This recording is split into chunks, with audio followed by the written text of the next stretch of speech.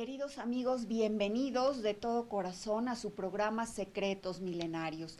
Como siempre, agradezco la producción de este programa a nuestro estimado y muy admirado señor Jaime Maussan y en la cabina a el ingeniero Francisco Domínguez y a Horacio Roquete. Muchas gracias a todos por estar presentes en esta emisión más. Quiero decirles, queridos amigos, que este programa va a estar dedicado al Instituto de las Hijas de María Auxiliadora y en especial a mi querida maestra y formadora Soreva Ayala Izquierdo, que descanse en paz. Saludo también a mi querida madre, tanto ella como yo fuimos exalumnas de esta institución salesiana y a todos ustedes que quizá fueron formados y educados en estos institutos, escuelas u oratorios de Don Bosco.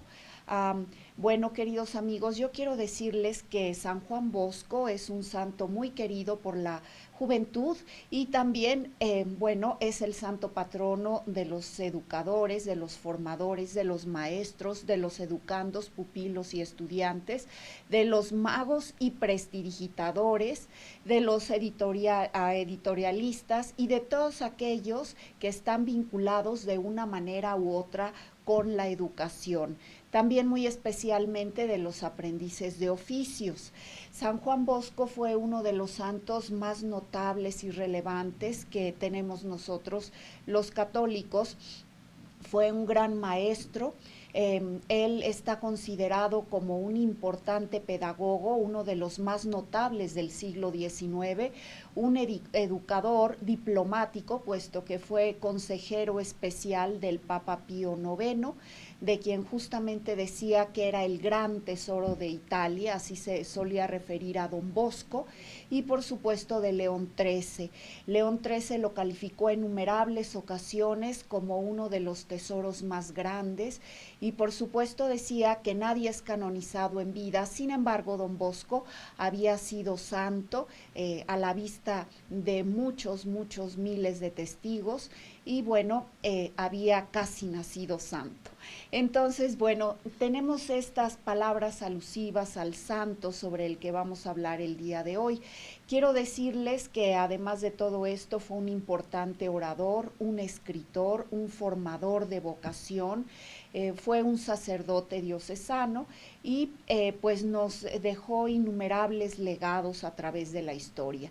Es recordado especialmente porque introdujo una nueva manera de pensar hacia el siglo XIX, en el que Italia estaba consolidándose tras vivir una importante disgregación de varios estados y estaba viviendo la revolución industrial.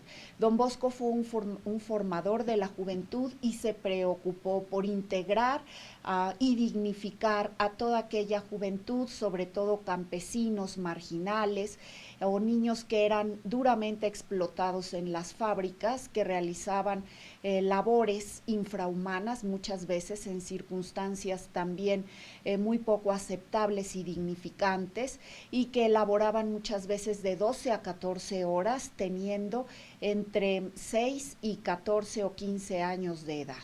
Entonces vea usted la situación tan difícil que estaba atravesando Italia respecto a las condiciones en las cuales estaba inmersa la juventud. Eran miles de niños que habían acudido a Turín, es decir, a las ciudades más grandes y pobladas de Italia, buscando justamente un nuevo estilo de vida, un estilo más dignificante, más aceptable.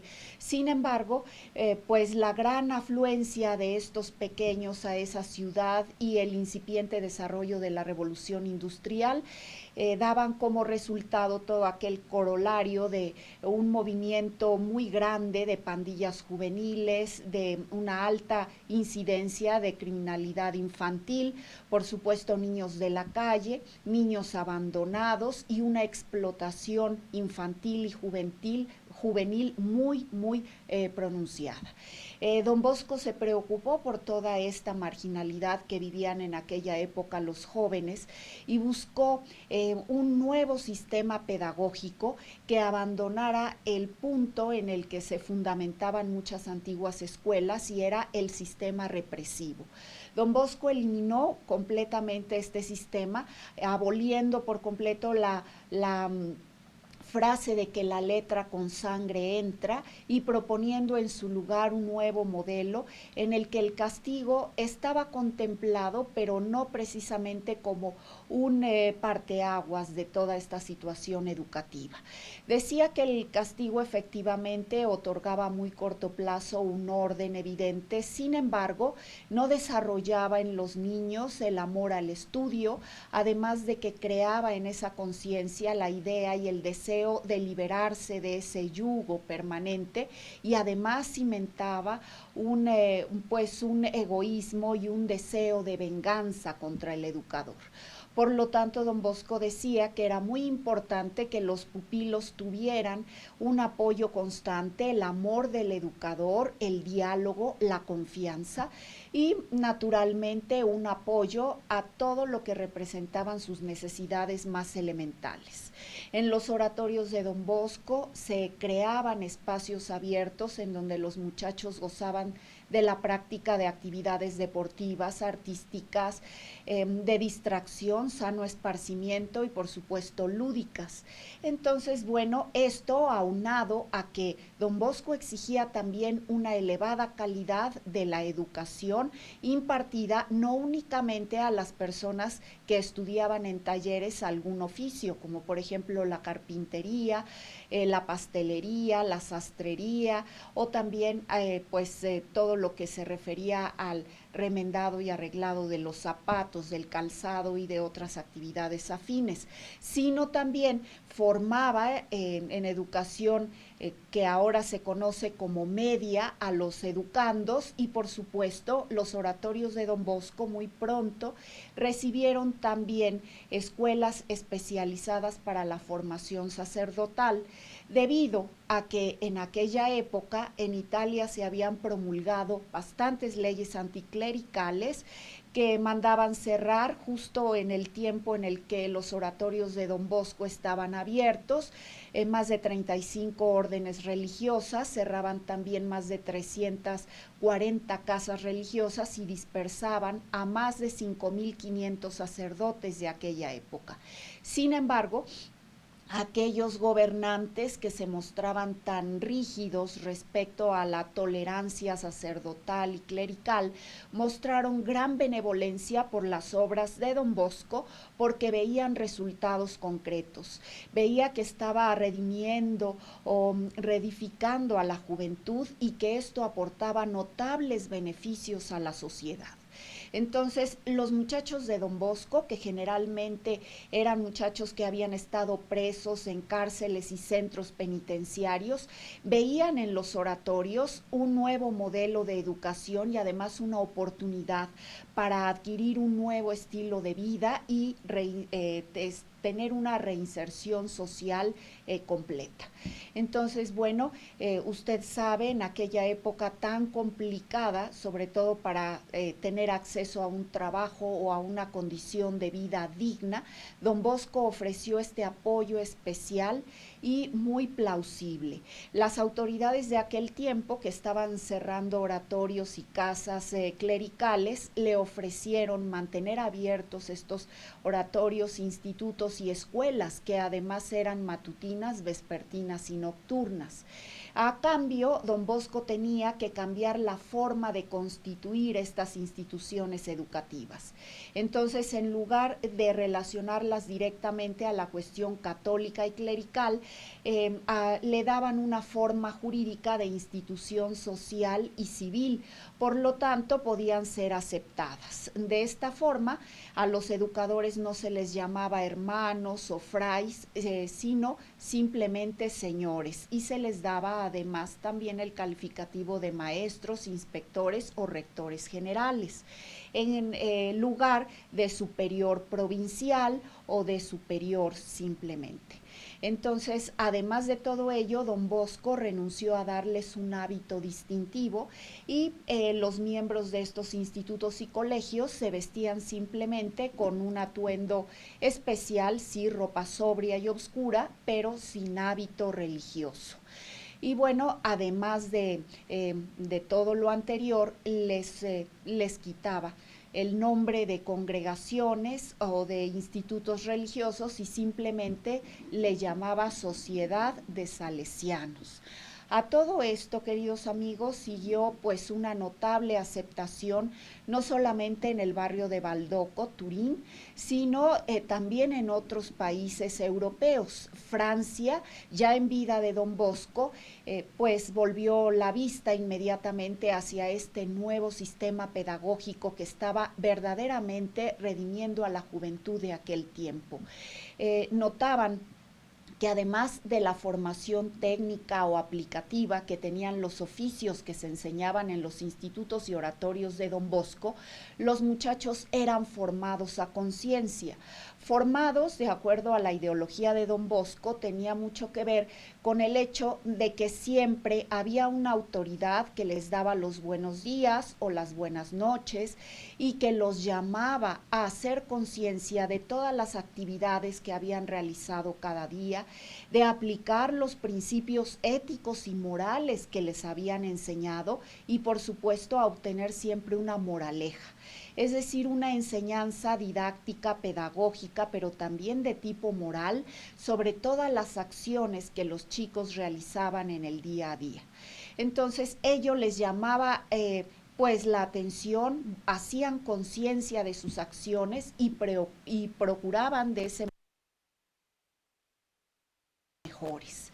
Entonces vea usted qué notable avance registra don Bosco, abandonando completamente ese sistema represivo que poseía la educación en el siglo XIX.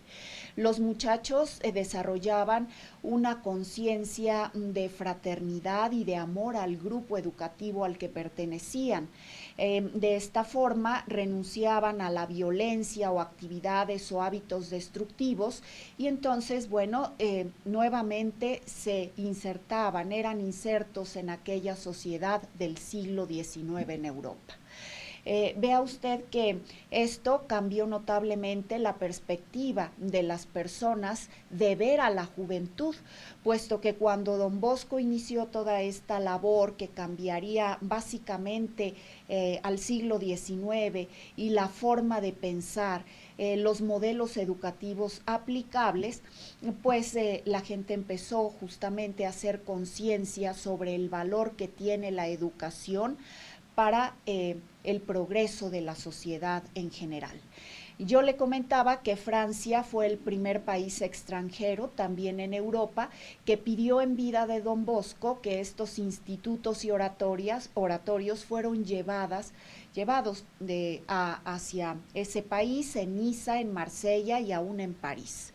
En América Latina, también en vida de don Bosco, Argentina fue el primer país que solicitó la implementación de ese nuevo sistema educativo y pedagógico y bueno, lo llevó también implantándolo con éxito en Latinoamérica. Don Bosco, como le digo a usted, se preocupaba por la calidad. Entonces, bueno, toda esa fama y ese prestigio que fueron consolidándose poco a poco se extendió a nivel mundial y fue una de las razones por las cuales los papas pidieron también la asesoría y el consejo especial de don Bosco en asuntos de educación. A más de lo anterior, la situación que se vivía en Italia, por la cual se estaban cerrando casas religiosas y se suprimían muchas órdenes religiosas, más de 35 en aquella época, pues dio lugar a que se mandaran muchos sacerdotes en formación a los oratorios de Don Bosco. Y entonces se completó toda esa estructura educativa. Ya no únicamente se ofrecían talleres a los jóvenes que buscaban aprender un oficio útil en aquel tiempo, sino también se incrementaron las escuelas que impartían la educación básica, la educación media y la educación superior. Esto pues le generó un gran prestigio y ya en vida tuvo la fortuna de ver ordenados de entre 3,000 a 6,000 sacerdotes, según algunas fuentes, y por supuesto a miles de educandos que egresaban de estas instituciones con el conocimiento de qué hacer una vez que terminaban aquella educación media o aquella educación superior. Entonces vea usted qué notable el hecho de que haya sido capaz de aportar estos conocimientos tan valiosos que estaban basados en la disciplina, en el hecho de enseñarles a los alumnos a hacer conciencia sobre el valor de los reglamentos, como le menciono, de la disciplina escolar y por supuesto de la calidad de la educación. A continuación los invito, vamos a una breve pausa, queridos amigos, y regresamos más con la vida de San Juan Bosco. Gracias.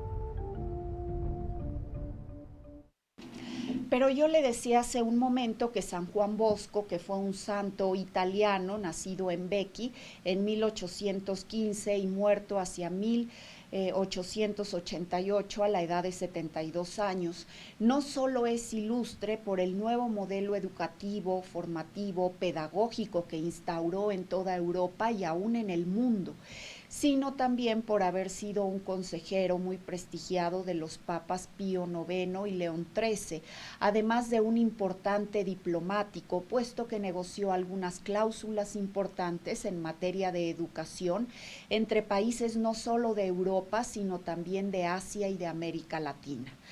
Don Bosco fue un importante editor. Recuerde usted que él editaba libros para formar a sus muchachos del oratorio. Don Bosco decía que las buenas compañías, aunadas a las buenas lecturas y a otros sanos y buenos hábitos, podían rehabilitar a cualquier tipo de juventud y a muchos muchachos, sin importar cuán díscolos fueran, violentos o indisciplinados. Él decía, toda esta juventud tiene grandes esperanzas siempre que se les sepa educar y que además esos educadores tengan no únicamente la formación educativa, sino también la vocación, el amor especialísimo a los jóvenes. Él tuvo varias frases célebres, queridos amigos, que practicó en vida y algunas de ellas son: basta que sean jóvenes para que los ame. Otra muy importante fue: a los jóvenes hay que educárseles, hablárseles, querérseles desde el corazón. Otra fue: la música de los jóvenes no es para escucharse con los oídos, sino con el corazón.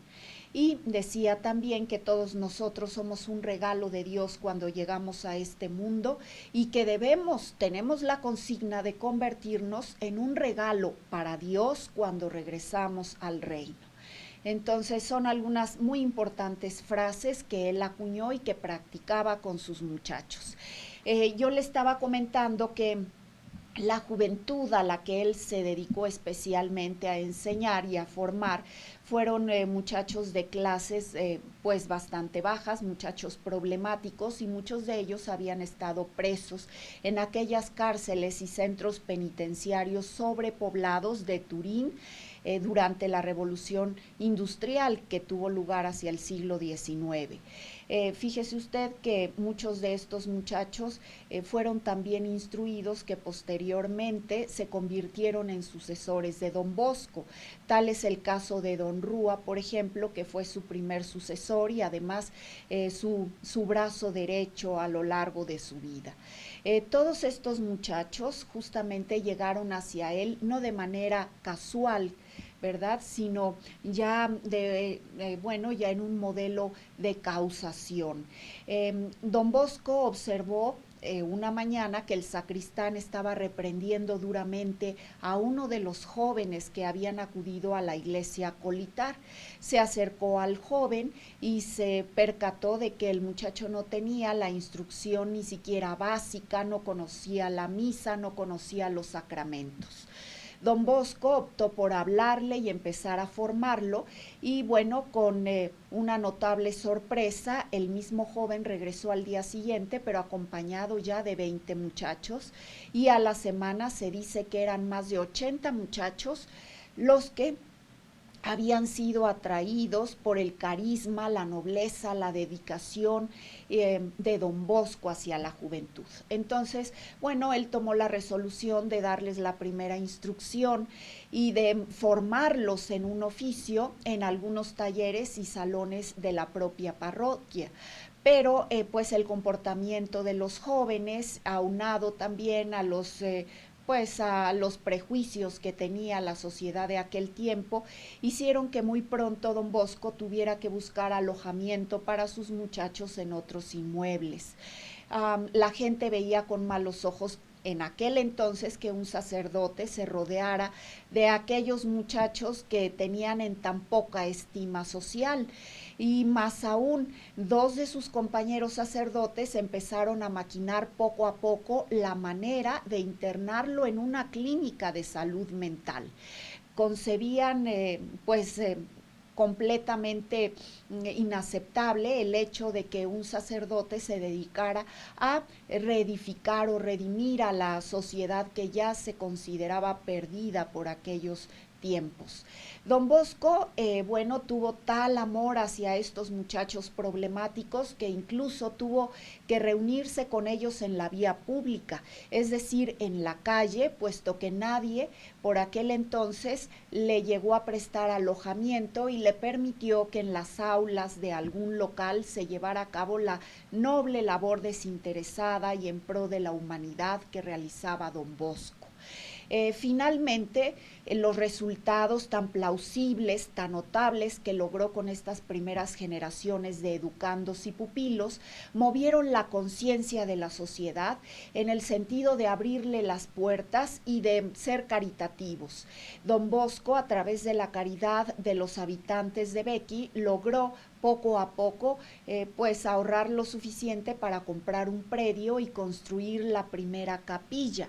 La capilla y las instalaciones necesarias tanto para que los muchachos tuvieran un lugar de sano esparcimiento al aire libre, como para que ellos fueran formados en talleres e institutos especiales.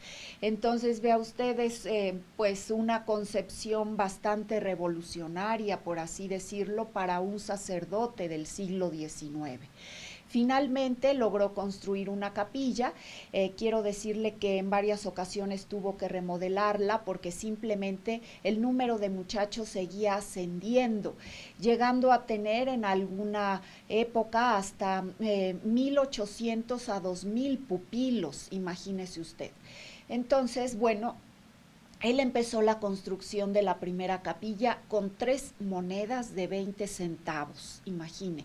Entonces, bueno, poco a poco él logró reunir el caudal suficiente para construir toda una basílica sobre la que solía decir que era un verdadero milagro de María Auxiliadora, porque él fue siempre un gran devoto de María Auxiliadora. Los resultados que logró y consolidó en el mundo entero se debían, según él, al auxilio de María. Y una de las frases muy importantes que logró acuñar es: María Auxiliadora, rogad por nosotros. Él solía decir también que María Auxiliadora había sido su escudo, su guarda, su protección, su luz y su consejo. Y conoció a María a través de los sueños desde muy temprana edad, puesto que es muy célebre el sueño que tuvo a los 9 años, cuando él nos relata que vio a Cristo, a Jesús, y se presentó con él diciéndole que era hijo de la madre que él saludaba 3 veces al día. Le dijo que su nombre, su madre se lo revelaría poco a poco. La llevó con su madre, una mujer de gran luz y majestuosidad, así la describe don Bosco en su autobiografía, y esa mujer, según don Bosco, lo llevó a una serie de escenas en donde vio una serie de muchachos muy malcriados, muy violentos. Don Bosco inmediatamente pensó en defenderse de ellos con los puños, pero la mujer le llamó la atención y le hizo hincapié en que su labor sería formar y tratar con amabilidad y no con la fuerza de los puños a todos aquellos sus amados hijos. Posteriormente vio que los muchachos se metamorfoseaban en animales salvajes y la mujer le volvió a hacer hincapié en que aquellas fieras debía tratarlas con caridad, aleccionarlas y redimirlas completamente, de tal suerte que tuvo esa visión muy clara y esa consigna guió por completo su vida y orientó su labor filantrópica, su labor de amor a la humanidad y de gran solidaridad hacia los niños más desprotegidos de esa sociedad de la revolución industrial durante el siglo XIX en Europa. Es así como dedica su vida a formar y amar a los jóvenes.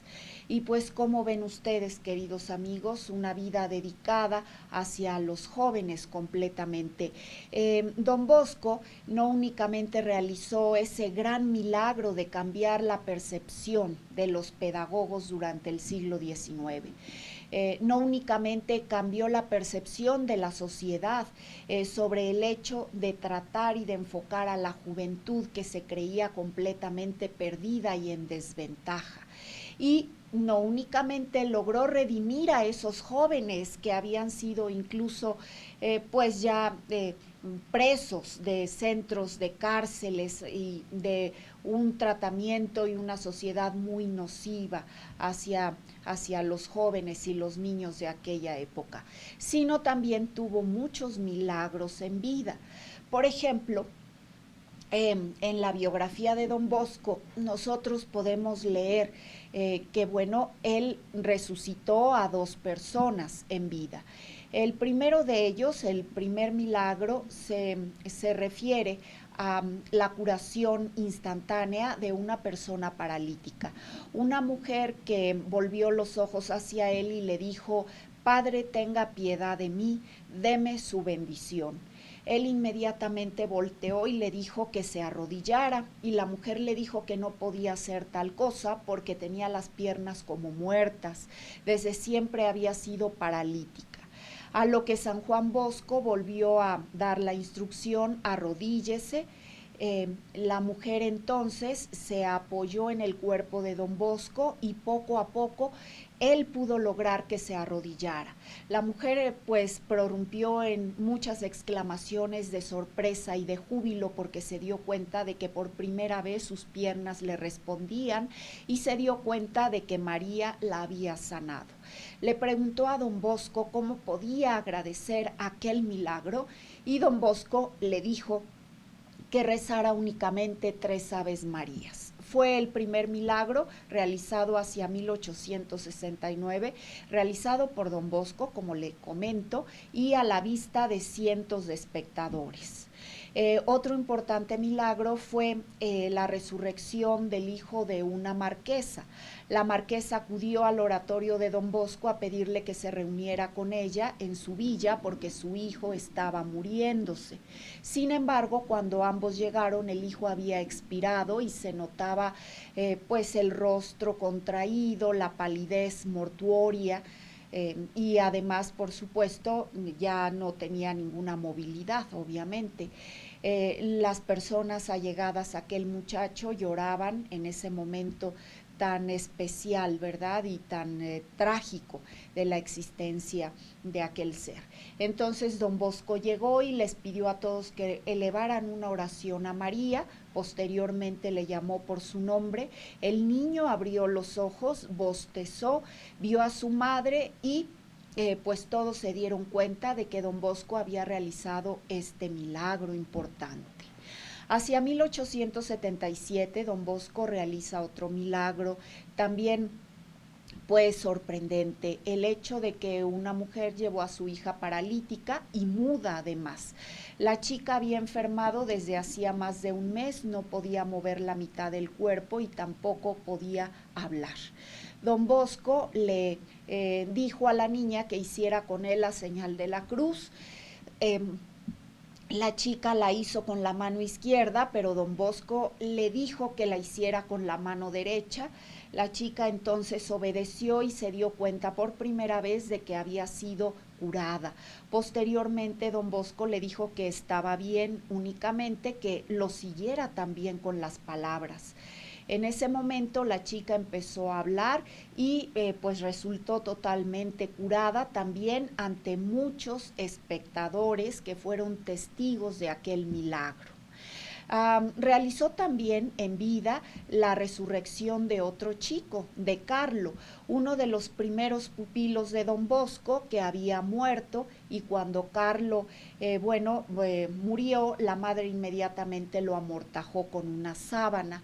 Llamó a don Bosco posteriormente, él llegó y a diferencia del milagro anterior en el que había resucitado al hijo de la marquesa, en este caso no invitó a todos los presentes a hacer una oración conjunta, sino les pidió que lo dejaran solo con Carlo y bueno, también la madre del chico entró. Posteriormente don Bosco oró y le dijo al niño: Carlo, levántate. En ese momento se dice que Carlo empezó a moverse dentro de la mortaja, retiró la mortaja, abrió los ojos. La madre fue testigo presencial de aquel hecho insólito. Y don Bosco empezó a hablar con Carlo. El muchacho inmediatamente se volvió a la madre y le dijo que lo había sacado del infierno. Don Bosco estuvo aproximadamente un periodo de 2 horas hablando con el chico y finalmente le preguntó si prefería ir al paraíso o quedarse en este mundo. Carlo inmediatamente dijo sin pensarlo que quería ir al paraíso y en ese momento expiró. Don Bosco cerró sus ojos y bueno, le dijo: nos vemos en el paraíso. Entonces vea usted, son milagros, un milagro, como usted recordará, querido amigo, es un hecho real, existente y comprobable, realizado por una persona siempre muy superior, una persona que domina las leyes mentales, las leyes de causación, que no comprendemos la mayoría de los mortales, y que a través de esas leyes, de la comprensión y a través del amor que tiene hacia la humanidad, y la asistencia que invoca de un ser de luz superior, en este caso de María Auxiliadora, bueno, se realiza. se realiza por intercesión de esa persona. En la Iglesia Católica esos hermanos superiores son llamados santos, pero todas las iglesias tienen sus santos o sus santones, sin importar que sean musulmanas, budistas, católicas o cualquier otro tipo de iglesias. También, por supuesto, las comunidades, las culturas antiguas, a través de la figura de los chamanes, conocen la realización de esos actos que son insólitos, milagrosos y que se realizan siempre de manera no egoísta, en favor y por amor de la humanidad y siempre auxiliándose de seres superiores y de protectores de luz. Entonces vea usted, don Bosco realizando otro milagro, no únicamente en vida, sino también después de muerto, se le atribuyen innumerables milagros, miles de milagros, muchos de ellos realizados en favor de las hijas del Instituto de María Auxiliadora, como fueron pues religiosas que se vieron instantáneamente curadas de ceguera permanente, de parálisis, de cánceres malignos, de tumores en muchas partes del cuerpo. Muchos pacientes eran ya pues desahuciados, estaban en etapa terminal de la enfermedad, acudieron, oraron, tuvieron fe en la intercesión de don Bosco hacia María Auxiliadora, hacia Dios, y se vieron inmediatamente curados. Estos milagros puede usted estudiarlos y leerlos. Tuvieron muchos testigos, por supuesto, muchas personas, principalmente obviamente los enfermos, dieron fe, los médicos que los atendían y que los vieron finalmente curados sorpresivamente, y se debe a la intercesión de don Bosco.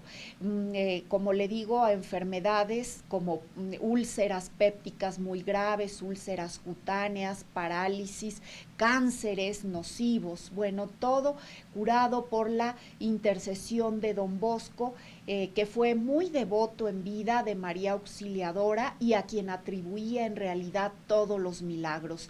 Él decía: confiad en María Auxiliadora y veréis lo que son milagros.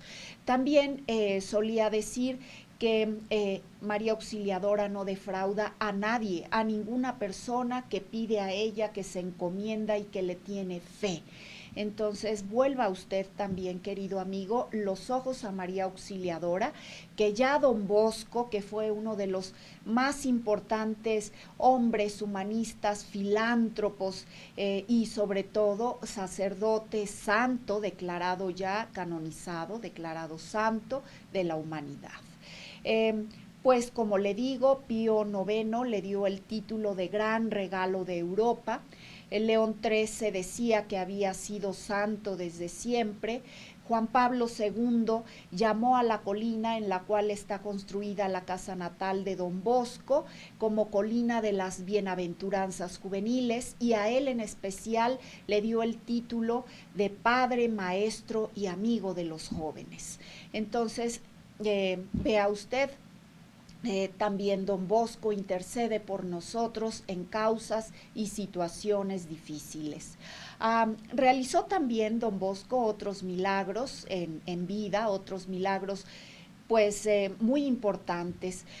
Los ayudantes y asistentes especiales de don Bosco decían que en una ocasión fueron convocados más de 750 muchachos y que lo único que tenía pues don Bosco en aquel tiempo era una canasta de castañas para ofrecerles, una canasta de castañas de tamaño regular. Sin embargo, que ofreció las castañas que todos apetecieron en aquel momento, y que la canasta no dejaba de contener pues esos frutos especiales. Entonces multiplicó las castañas en un número indeterminado y lo hizo tantas veces como quisieron los pupilos, porque no fue hasta que ellos dejaron de pedirlas que don Bosco dejó la castaña, la canasta. Sus asistentes volvieron la vista y se percataron de que en ella había todavía suficientes castañas como para darle a muchas más personas pues de cenar. Ese fue otro de los milagros, la multiplicación de las castañas. Las castañas son un fruto parecido a las nueces, queridos amigos, y él les ofrecía a sus muchachos pues este tipo de alimento mientras ellos recibían la instrucción en los talleres, institutos y escuelas en las que personalmente daba clases porque él mismo había aprendido el oficio de zapatero, de sastre, de pastelero y trabajaba también con los metales de una forma muy especial. Tenía otros milagros, por ejemplo, la multiplicación de los panes. En una ocasión que sus pupilos no tuvieron pan para desayunar y él se vio necesitado, se vio forzado a ofrecerles el pan, cogió una canasta que solamente tenía 22 panecillos y la multiplicó. Multiplicó los panes, sació por completo a sus asistentes y pupilos, dejó la canasta y ellos mismos vieron que todavía sobraron panes suficientes para quien apeteciera. Otro milagro es la multiplicación de las hostias o de las sagradas formas. Sus asistentes sabían cuántas hostias habían colocado en el momento en el que él daba la comunión, pero eran tantas las personas que acudían a la misa que él oficiaba día a día, que era imposible que muchas veces le alcanzaran las hostias y sin embargo daba de comulgar a todos los que se acercaban a pedir la comunión. Otro milagro muy especial es que muchas personas se percataban de que mientras él oficiaba misa, muchas veces levitaba, es decir, se elevaba del suelo aproximadamente de 10 a 15 centímetros, mientras su expresión reflejaba la suma paz, tranquilidad y armonía que siempre le acompañaban. Entonces vea usted, San Juan Bosco, un santo muy milagroso del siglo XIX, sobre el que estamos hablando el día de hoy. A continuación le invito a ver una breve pausa y regresemos después, queridos amigos, a ver más sobre la vida de San Juan Bosco.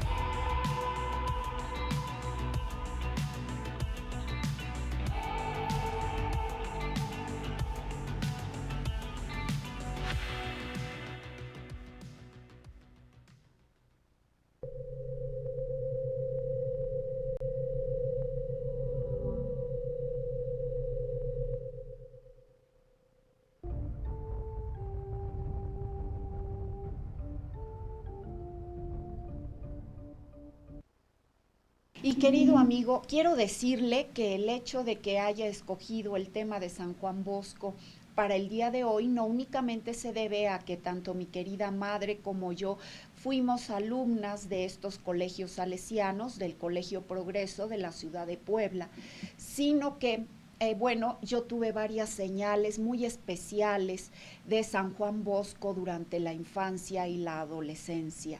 Yo recuerdo que cuando las hermanas nos llevaban a la capilla, a la misa, recuerdo que sentía que el santo me hablaba. Esa imagen tan especial de San Juan Bosco, yo sentía que llamaba mi atención y me llamaba. No me daba ningún mensaje especial, pero tenía siempre la conciencia de que él estaba mirándome y de que me invitaba hacia un lugar especial. Yo le relaté todo esto a mi madre y ella me dijo que eso se debía seguramente a que la imagen de San Juan Bosco parece mirar al espectador, y eso es un fenómeno muy especial y muy normal, y se debe a que el modelo de una fotografía o de una pintura está viendo directamente a la cara del fotógrafo o del pintor mientras está realizando la obra, y que eso es un hecho muy natural, muy explicable, y que por lo tanto yo me estaba figurando el hecho de que el santo me llamaba o incluso me hablaba. Bueno, pues con toda esta explicación yo lo tomé como muy normal. Sin embargo, me percaté de que así me sentara muy adelante o muy atrás de la imagen, seguía siendo atraída de una forma muy especial por la imagen de San Juan Bosco.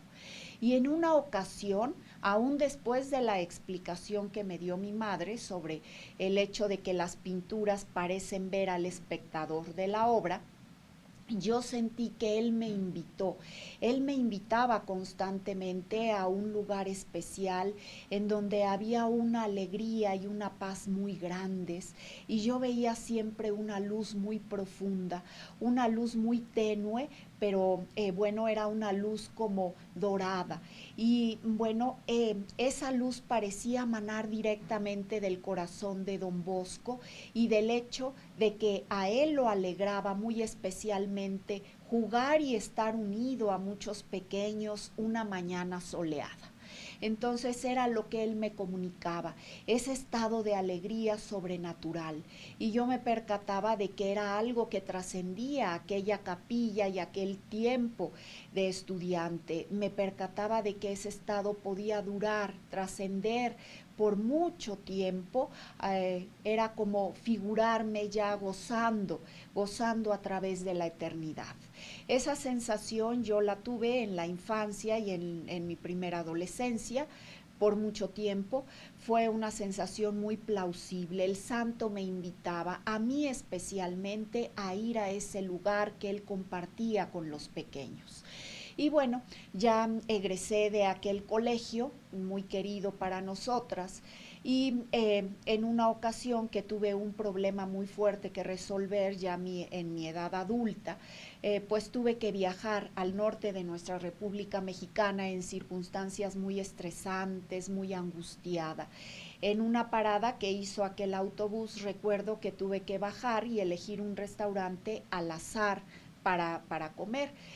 Lo hice, y fíjese usted, querido amigo, esto no fue casual, sino más bien causal, que lo primero que vi al entrar a aquel restaurante fue el maravilloso retrato de San Juan Bosco, aquel que usted seguramente ha visto, y es un retrato muy universal, muy célebre del santo. Esa es la imagen de San Juan Bosco.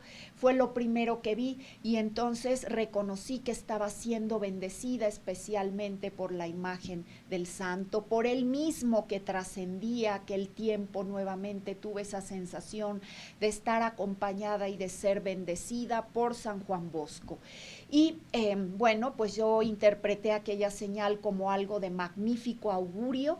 Llegué a aquel lugar, resolví todo de una manera muy rápida, muy fácil.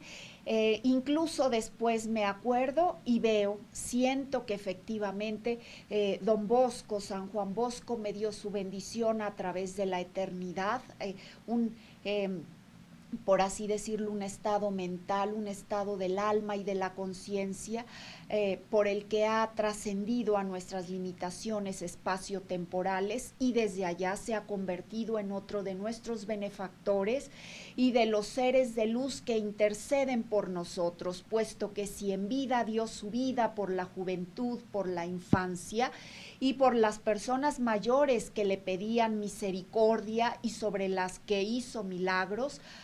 Bueno, pues aún después de muerto, él que ha trascendido a la eternidad, lo sigue haciendo con las personas que le pedimos a Dios y que rogamos la intercesión de don Bosco en momentos tan difíciles de nuestra vida. Lo invito, querido amigo, a ver las siguientes imágenes sobre San Juan Bosco. Aquí vemos la imagen de la que le hablo, muy universal, esta bellísima imagen en donde podemos apreciar la mirada de humanidad, de fraternidad, de alegría de don Bosco. Él siempre fue muy amigo de la juventud e incluso siendo niño fundó la llamada Sociedad de la Alegría. Ya mayor fundó la Congregación de las Hijas de María Auxiliadora, fundó también la Congregación Salesiana y por supuesto la Pía Unión de Colaboradores Salesianos. Son las grandes obras de San Juan Bosco en vida. Vea, la siguiente imagen, queridos amigos, aquí nos muestra, es una fotografía histórica. Vemos en la primera fila de izquierda a derecha a Juan Caglioni y seguido de San Juan Bosco, don Bosco en vida, y del ministro de Asuntos Exteriores y primer cónsul de Argentina en Savona. Aquí el cónsul en esta ocasión solicitó a don Bosco personalmente que los institutos y escuelas salesianos fueran llevadas a la Argentina para auxiliar a la juventud, no únicamente a la juventud de bajos recursos, como le he comentado, sino también a toda la juventud argentina, debido a que la calidad de la educación que había implementado don Bosco, el nuevo sistema pedagógico y educativo, habían trascendido más allá de las fronteras de Italia, más allá de Vecchio, más allá del distrito de Baldoco, donde fundó esta manzana salesiana.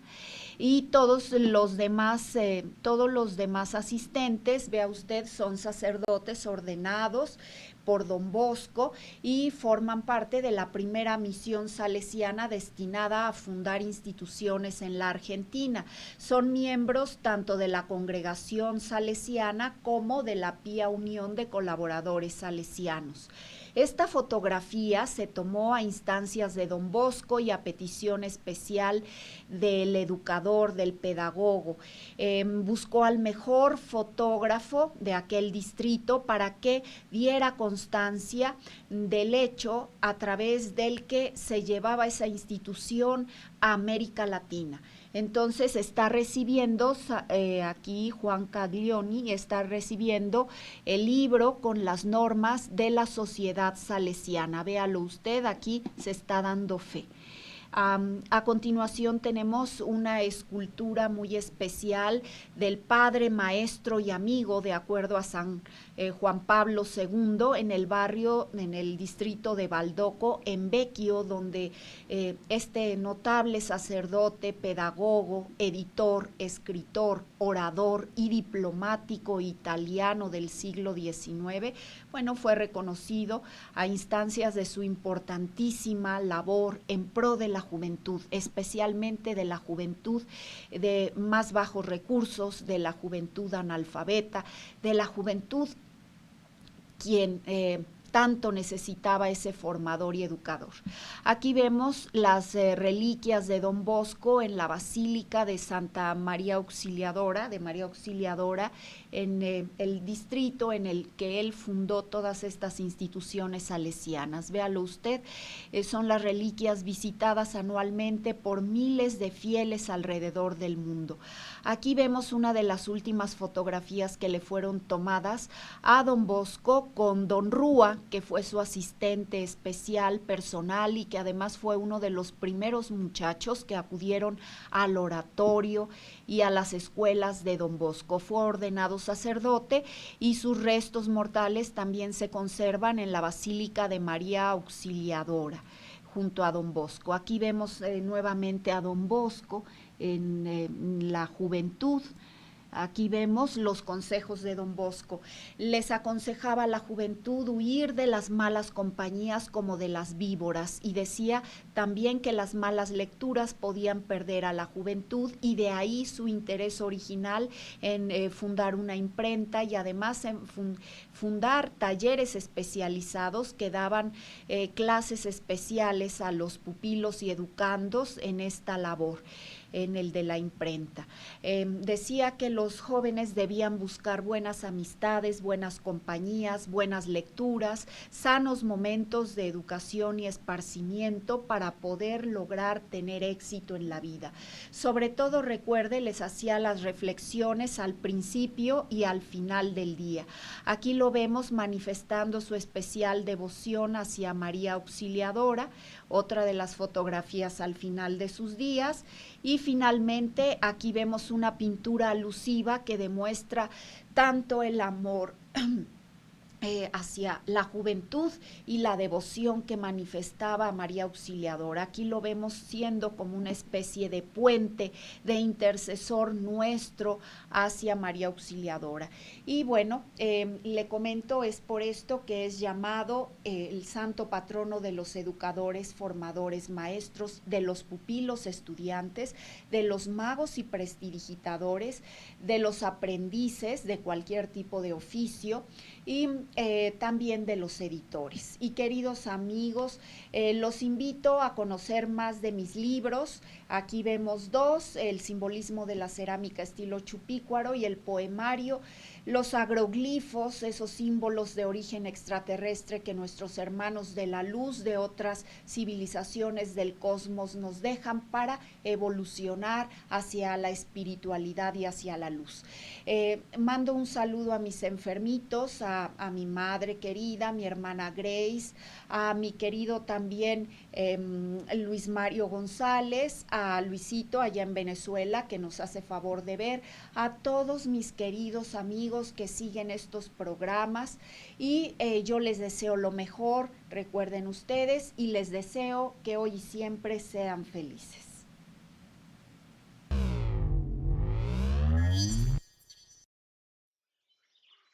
Tanto en Argentina como Bélgica, los Estados Unidos, Puerto Rico e Inglaterra se ha venido reportando la presencia de supuestos objetos voladores no identificados.